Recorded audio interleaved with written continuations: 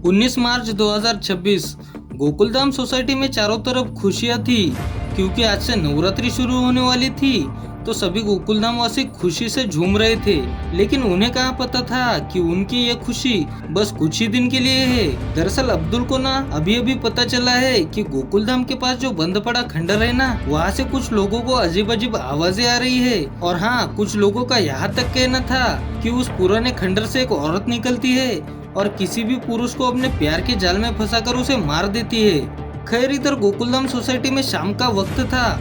Society पूरी तरह से सजी थी। सब लोग चनिया चोली पहनकर नीचे डांडिया खेलने आ चुके थे। फिर थोड़ी ही देर में माताजी की आरती होती है और सभी लोग मस्त गाने बजाते हुए डांडिया खेलने लग जाते हैं। अब सभी ने अपना अपना ग्रुप बनाया था, तो सभी लोग ना ग्रुप में एंजॉय कर रहे थे। लेकिन यहाँ चंपक का कोई पार्टनर नहीं था, तो चंपक ना थोड़ा सा अकेला फील कर रहा था। कि तभी चंपक अचानक से देखता है कि टेंट के थोड़ी दूर ना एक औरत खड़ी है और उस औरत ने लाल कलर की चनिया चोली पहनी है। अब उस लाल कलर की चनिया चोली में वो औरत और भी ज्यादा अट्रैक्टिव दिख रही थी। यहाँ उस औरत को देखकर चंपक से रहा नहीं गया और वो उस औरत के पास चला गया और पूछने लगा कि तुम कौन हो और इतने परेशान क्यों हो। तब वो औरत चंपक को बताती है कि मैं यहाँ नई नई आई हूँ, मैं यहाँ किसी को नहीं जानती। यहाँ गोकुलधाम से म्यूजिक की आवाजें आ रही थी, तो मैं यहाँ देखने चली आई। अब उस औरत की बात सुनकर चंपक उसे बोलता है कि कोई बात नहीं, तुम हमारे साथ गरबा कर सकती हो, लेकिन तुम अकेली क्यों आई हो? तुम्हारे पति या बच्चे नहीं आए? फिर वो औरत बोलती है कि मेरा इस दुनिया में कोई नहीं है, और ये बोलकर वो रोने लगी। अब ये सब देखकर चंपक से रहा नहीं गया, तो उसने ना उस औरत को अपने साथ गरबा करने के लिए इनवाइट कर लिया और फिर दोनों मिलके गरबा करने लगे। अब ऐसा ना हर दिन हो रहा था। रोज वो औरत आती, फिर चंपक और वो गरबा करते, फिर वो चली जाती। अब इससे चंपक का अकेलापन भी दूर हो रहा था, तो चंपक ना बहुत ज्यादा खुश था। लेकिन चंपक की ये खुशी बहुत ही जल्द एक ऐसे भयानक डर में बदलने वाली थी कि किसी ने सोची ना होगी। खैर, अगले दिन चंपक सुबह सुबह पेपर पढ़ रहा था, तो पेपर में ना चंपक को एक नेकलेस की ऐड दिखी। अब यहाँ नेकलेस देखकर चंपक को उसी औरत की याद आई। चंपक मन ही मन में सोच रहा था कि आज वो उस औरत को यही नेकलेस गिफ्ट में दे देगा और उसे प्रपोज करेगा।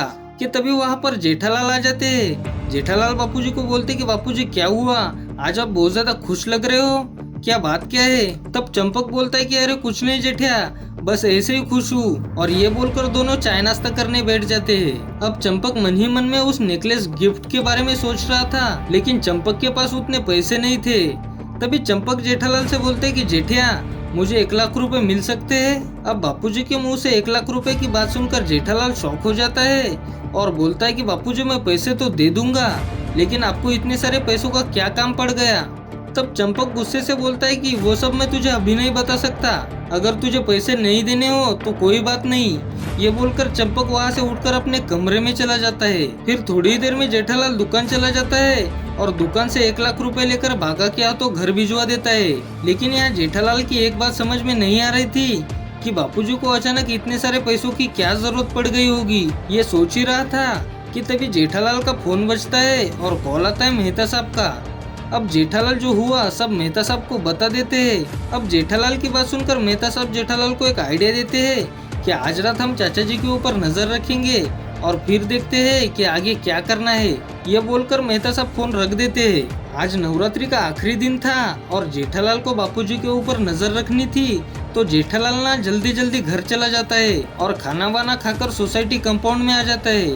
थोड़ी देर में एक एक करके सभी लोग कंपाउंड में जमा हो रहे थे। अब जेठालाल और मेहता साहब साथ में थे और बापूजी का आने का वेट कर रहे थे कि तभी वहाँ पर बापूजी आ जाते हैं और सभी लोग मिलकर आरती करके गरबा करने लग जाते हैं। लेकिन यहाँ जेठालाल और मेहता साहब अब भी चंपक को ही देख रहे थे कि तभी वहाँ पर वही औरत आ जाती है और चंपक उसे नेकलेस गिफ्ट में दे देता है और फिर दोनों मिलके साथ में गरबा करने लग जाते हैं। अब ये सब देखकर जेठालाल के तो पांव तले जमीन खिसक जाती है। जेठालाल उस औरत के पास जाकर कुछ पूछे उससे पहले ही मेहता साहब जेठालाल को बोलते हैं कि जेठालाल अभी तुम किसी को कुछ मत बोलो, पहले हम लोग देखते हैं कि वो औरत कहाँ रहती है, फिर हम उसके घर जाकर उसे अकेले में बात करेंगे, ठीक है?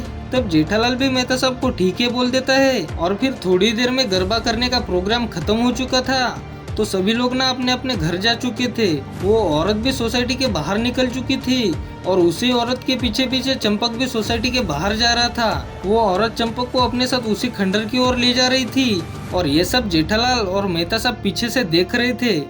तभी जेठालाल बोलता है कि मेहता साहब, मुझे ना ये औरत कुछ ठीक नहीं लग रही है, ये मेरे बापूजी को कहाँ ले जा रही है। अब सामने का खंडर देखकर मेहता साहब के भी पसीने छूट रहे थे।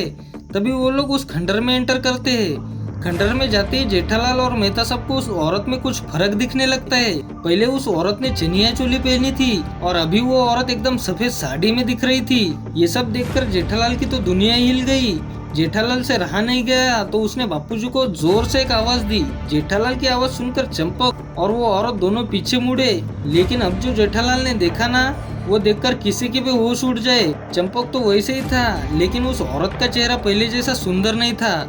उसकी आंखें पूरी काली पड़ चुकी थी, चेहरा झुर्रियों से भरा हुआ था और उसके होठों पर एक डरावनी मुस्कान थी और वो औरत धीरे धीरे हंसने लगी थी। ये देखकर जेठालाल कांपने लगा और मेहता साहब को बोलने लगा कि मेहता साहब, ये औरत मुझे कुछ ठीक नहीं लग रही है। तब मेहता साहब ने धीरे से कहा कि जेठालाल, हमें यहाँ से चाचा जी को निकालना होगा। कि तभी वो औरत अचानक से चंपक के पास जाकर उसका हाथ पकड़ लेती है और एकदम डरावनी आवाज में बोलती है कि ये मेरा है, इसे मैं अपने साथ ले जाऊंगी हमेशा हमेशा के लिए। इधर चंपक ना जैसे किसी जादू में था, उसकी आंखें पूरी खाली हो चुकी थी। ये सब देखकर जेठालाल जोर से चिल्लाया, बापूजी होश में आइए। लेकिन यहाँ चंपक पे ना कोई असर नहीं हो रहा था। कि तभी वो औरत धीरे से पीछे हटी और चंपक को अपने साथ उसी खंडर के अंदर अंधेरे में ले जाने लगी। फिर अचानक से पूरे खंडर में तेज हवा चलने लगी, दरवाजे अपने आप बंद हो रहे थे और चारों तरफ फुसफुसाने की आवाजें आने लगी। तुम में से कोई वापस नहीं जाएगा, कोई भी वापस नहीं जाएगा। ये सुनकर जेठालाल ना डर के मारे रोने लगा और बोलने लगा कि मेहता साहब कुछ कीजिए, मेरे बापूजी को बचाइए। कि तभी मेहता साहब को कुछ याद आया। उन्होंने जल्दी से अपने जेब से मोबाइल निकाला और उसमें हनुमान चालीसा चला दी। फिर जैसे ही हनुमान चालीसा की आवाज वहाँ गूंजने लगी, वो औरत ना जोर जोर से चीखने लगी, नहीं ये मत करो, ये मंत्र मत बजाओ। अब थोड़ी देर में उस औरत का चेहरा भयानक हो चुका था, उसकी आंखों से खून जैसा कुछ बहने लगा। तभी ना अचानक से चंपक जमीन पे गिर जाता है और बेहोश हो जाता है। अब ये मौका देखकर जेठालाल और मेहता साहब दोनों चंपक को दौड़कर पकड़ लेते हैं। तभी मेहता साहब जेठालाल को चिल्लाते हुए बोलते हैं कि जेठालाल, चंपक चाचा को पकड़ो और जल्दी यहाँ से भाग जाओ। लेकिन तभी पीछे से उस औरत की आवाजें गूंजने लगी, तुम लोग नहीं बच सकते, वो फिर आएगा, वो फिर मेरे पास आएगा। फिर इधर जैसे ही वो लोग खंडर से बाहर निकले, अचानक सब कुछ शांत हो गया, हवा भी रुक गई और आवाजें भी बंद हो गई। अगली सुबह चंपक होश में आता है, लेकिन उसे कुछ भी याद नहीं होता। जेठालाल और मेहता साहब एक दूसरे को देखते हुए तय करते हैं कि इस खंडर के बारे में हम किसी को कुछ नहीं बताएंगे।